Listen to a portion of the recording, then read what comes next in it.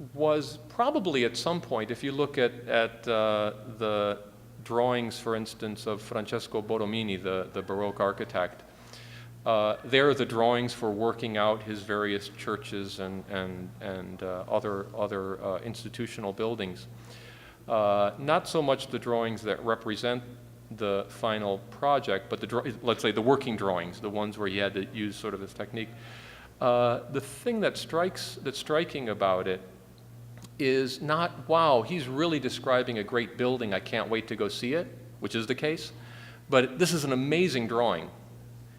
What would that mean that that drawing itself is actually, has intrinsic to it,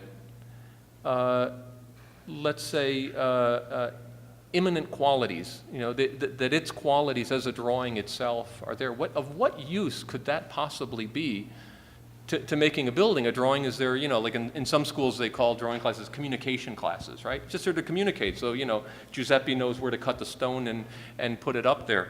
But it is the fact, and if you look through the drawings of architects, as you should and you will, you begin to notice this. I think what happened at some point is, I don't think that was a conscious act on Borromini's part. I think it was a function of the rigors of his working technique, and I don't think anyone really paid attention to that quality, and drawings were not even really collected or, you know, for a long time or held that much value.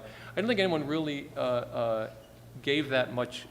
ascribed much importance to that until it was gone, until we got to a point, certainly at some point in let's say the middle of the 20th century or so, when you know the revolutionary fervor of modernism was over and certain other practices just continued, that drawings no longer, you know, the sort of rank and file, and this is one step back. You could look at not Borromini, you could look at second and third rate architects. They were producing incredible drawings just as part of the rigor of the profession. That left, and I think for a lot of reasons, there were certain architects that realized that that was gone, and the entire possibility of what one could conceive of on that sheet of paper in relationship to the three-dimensional actuality of the thing was just